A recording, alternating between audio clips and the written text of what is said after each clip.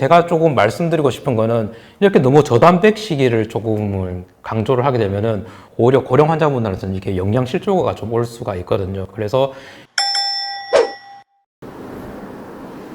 안녕하세요. 24시간 365일 뇌를 지키는 대한뇌졸중 학회입니다.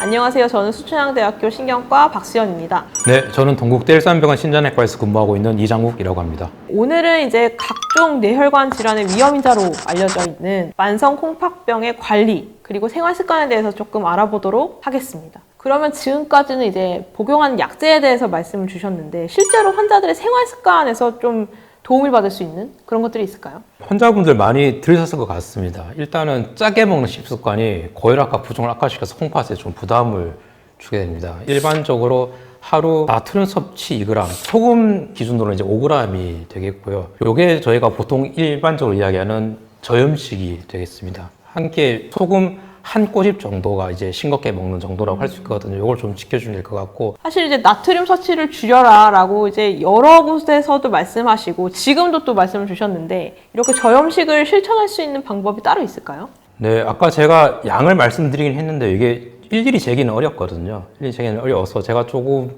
팁을 좀 말씀드리면은 저희가 한 끼에 소금 한 꼬집 정도가 좀 적당한 양이라고 할 수가 있고 국이라든가 이런 거 드실 때 일부러 소금을 치는 경우들이 있는데 이런 것들 가급 좀 자제해 주시면 좀 좋을 것 같습니다. 그리고 라면이라든가 이런 가공식품들에 염분이 많기 때문에 이런 부분들을 조금은 줄이시면 좋을 것 같습니다. 맛이 없긴 한데 라면 드실 때 스프를 반으로만 줄여도 조금 도움이 된다라고 하는 얘기가 있는데 실제로 또 그렇겠네요.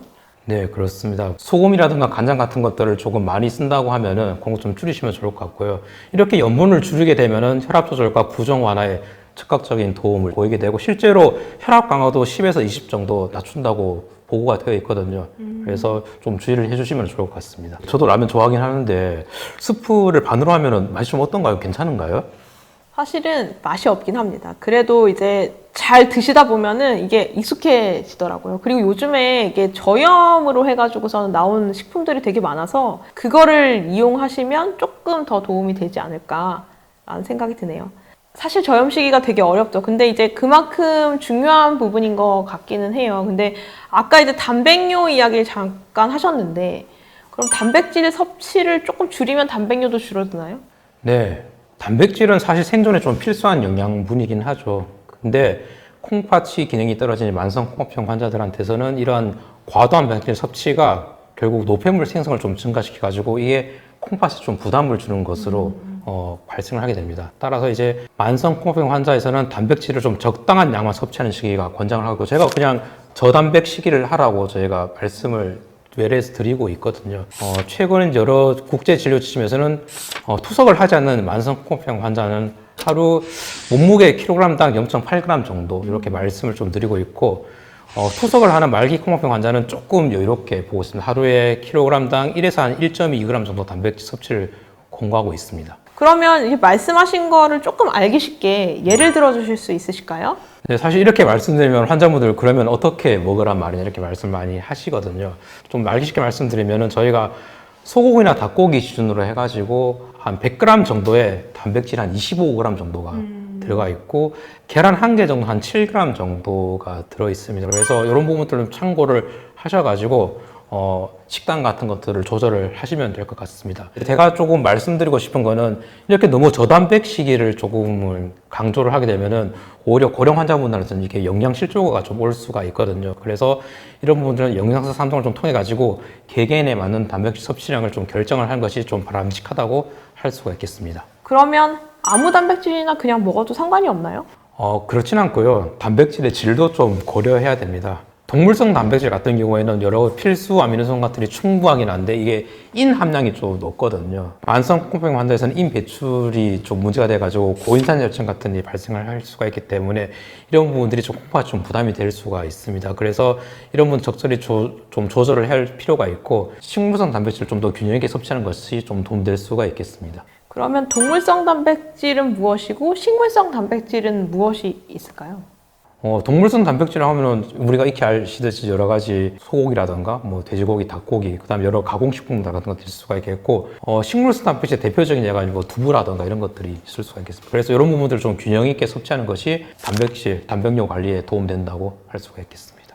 지금까지 얘기해 주신 것들은 이제 저염식 그리고 저단백식에 대해서 조금 포커스를 두고선 말씀을 주셨는데, 만성 홍파병으로 입원하신 분들 보게 되면 영양팀에서 말씀해 주시는 것들을 잘 보고 신장내과 교수님께서 말씀해 주신 것들을 보면은 저칼륨식이 그리고 또 저인산식이 이런 것들도 말씀을 주시거든요. 요것들은 어떤 게 연관이 있을까요? 네, 맞습니다. 콩팥이 나빠지게 되면은 칼륨과 인의 배설이 저하되면서 고칼륨 혈증이나 고인산 혈증 같은 전해질 이상이 조금 발생을 하게 되죠. 혈중 칼륨이 높아지면은 부정맥 등 심장 문제를 일으킬 수가 있기 때문에 콩팥 기능이 많이 떨어진 환자는 칼륨 함량이 높은 음식들, 주로 이제 채소나 뭐 과일, 야채 같은 것들이 있을 텐데 이런 것들을 좀 많이 섭취하지 않도록 좀 주의를 요하고요. 만약 필요하다 그러면 식품의 칼륨을 조금 물에 데쳐가지고요. 야채나 채소 같은 거 물에 데치면 칼륨이 물에 많이 빠지게 되거든요. 이런 것들 이용을 해가지고 최대한 칼륨 섭취를 좀 최소화하는 방향이 좀 중요할 것 같습니다. 그러면 칼륨 함량이 높은 음식은 뭐가 있을까요? 뭐 채소나 야채, 과일을 말씀드렸는데 그 중에서 특히 이제 바나나, 오렌지, 감자, 시금치 같은 것들이 조금 칼륨이 많은 음식이라고 할 수가 있습니다. 그래서 이런 것들을 만약 좋아하신다고 하면은 좀 줄이는 것이 좀 좋을 것 같습니다. 인의 경우에는 콩팥이 마찬가지로 인 배설을 못해서 혈중인이 조금 쌓이는 방향으로 좀 진행이 되고요. 결국 칼슘과 함께 골대사 이상을 줄 수가 있습니다. 그래서 여러 가지 골다공증, 그 다음에 뭐 혈관 석회화 같은 것들이 진행될 수가 있고, 육류, 유제품, 그다음에 콜라 이런 것들이 지금 인이 좀 많은 음식이라고 되어 있거든요. 주로 이제 가공식품에 좀 인이 많습니다. 그래서 이런 것들을 많이 드신다고 하면 좀 절제를 좀 하시는 게 좋으실 것 같고, 의사가 결국은 인을 떨어뜨리게 한 약을 좀 처방할 수가 있거든요. 그런 인결합제 약이라고 하는데요. 이런 부분들을 처방을 받는다고 하면은 꼭 식이 조절과 더불어 이런 약제를 잘 드시는 것이 좀 도움될 수가 있을 것 같습니다. 이렇게 칼륨과 인 조절은 환자마다 좀 목표치가 좀 다르기 때문에 정기적인 혈액 검사를 통해 가지고 신장내과 전문의가 상의를 해서 식사 조절을 병행하는 것이 좋을 것 같습니다. 그러면 이렇게 식이 외에도 조금 더 신경 써야 될 부분들이 있을까요? 네, 뭐 이 부분이 사실 좀 제일 힘든 부분이라고 할 수가 있을 것 같습니다. 저도 조금 힘든데 주당 150분 이상의 유산소 신체 활동 균형이 권장되고요. 뭐 예를 들면은 일주일 봤을 때 한 5일 정도는 한 30분 정도 뭐 걷기 정도부터 시작을 할 수가 있을 것 같습니다. 뭐 운동의 효용성은 이미 너무 잘 알려져 있죠. 뭐 혈압을 낮추고 심장을 좀 강화하고 콩팥으로 가는 이제 혈류를 좀 개선할 수가 있는 효과가 좀 있습니다.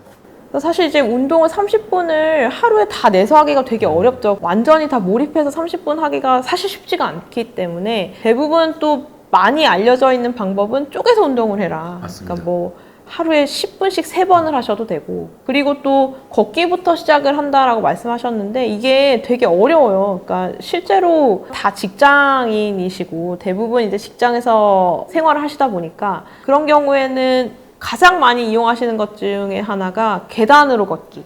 그러니까 만약에 뭐 사무실이 6층에 있다라고 하게 되면 6층까지 계단 걷기 이런 것들, 아니면 버스를 타고 다니신다라고 하게 되면 한 정거장 미리 내려서 걷기, 이렇게 이제 생활 속에서 실제로 운동할 수 있는 방법들을 조금 늘려 나가는 것들이 좋겠다라고 하는 것들이 많이 알려져 있어서 생활 속에서 실천하시는 것들이 가장 이제 중요한 부분일 것 같고요. 그러면 이제 운동 외에 또 말씀 주실 부분이 있으실까요?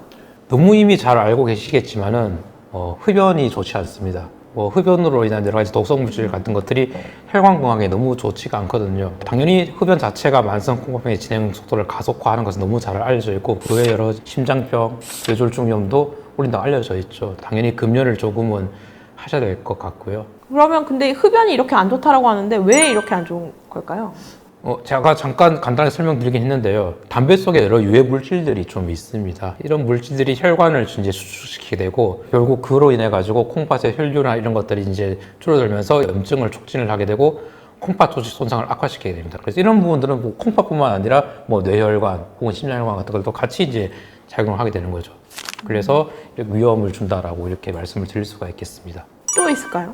음주의 경우에는 과음시 이제 고혈압과 탈수를 좀 유발할 수가 있습니다. 그래서 금주를 하는 것이 뭐 콩팥뿐만 아니라 뭐 여러 뇌혈관 질환, 심장혈관 질환에도 예방할 수 있는 좋은 생활 습관이 될 것 같습니다. 사실은 예전에는 그냥 절주를 하라고 되게 많이 말씀을 하셨거든요. 근데 절주는 이제 맞지가 않는 상황이거든요. 술 한 잔만 마셔도 이게 암 발생률도 증가된다라고 할 만큼 1급 발암물질이라서 금주를 해라라고 꼭 말씀드리고 싶습니다. 그래서 지금까지 내용들은 어떻게 보면 되게 중요한 생활습관 관련돼서 얘기를 해주셨는데 좀 정리를 해주실 수 있을까요? 네, 지금까지 여러 만성 콩팥병에 대해 가지고 좀 예방할 수 있는 혹은 진행을 조금 낮출 수 있는 여러 생활 습관 개선과 기본적인 치료 전략들을 조금 말씀드렸는데요. 이런 것들이 결국 상호 보완적으로 작용을 해가지고 만성 콩팥병 환자의 여러 경과를 좀 좋게 만들 수가 있겠습니다. 그래서 환자 입장에서는 꾸준한 자기 관리 노력이 필요하다고 좀 할 수가 있겠고요. 의사 입장에서는 환자의 생활 습관을 좀 자세히 묻고 지도하는 것이 굉장히 중요할 것 같습니다. 비록 이러한 노력들이 당장에 조금 드라마틱하게 효과는 보이진 않을 수 있지만 장기적으로는 투석 시기를 결국 늦출 수가 있고 심혈관 질환 혹은 뇌혈관 질환의 발생을 좀 줄이고 결국은 좀 생명을 조금 연장시킬 수 있는 효과로 나타날 수가 있거든요. 무엇보다도 환자 스스로 건강한 생활을 좀 실천함으로써 얻는 주관적인 건강감 그리고 삶의 질 향상이 이런 것들은 결국 숫자로 측정하기가 좀 어려울 수가 있을 정도로 큰 이익이 될 수가 있거든요. 정리하면은 만성 콩팥병 관리의 기본 원칙은 생활 습관의 최적화 그리고 적절한 약제 복용 그리고 정기 모니터링으로 좀 요약할 수가 있겠습니다. 이를 충실히 지킨다면은 만성 콩팥병의 진행을 좀 느리게 하고 여러 합병증들을 예방할 수가 있습니다. 만성 콩팥병은 더 이상 수동적으로 이제 투석만 좀 기다리게 되는 조금은 암울한 병이 아니고요. 환자와 의료진이 함께 적극적으로 개입을 해가지고 호전과 안정을 좀 도모할 수 있는 시대가 이제 드디어 되었죠. 그래서 올바른 지식과 꾸준한 실천으로 콩팥 건강을 지키고 그로 인한 뇌혈관 질환도 예방을 하며 만성 콩팥 환자도 보다 건강하고 조금은 활력 있는 삶을 좀 명의를 하시면 좋을 것 같습니다.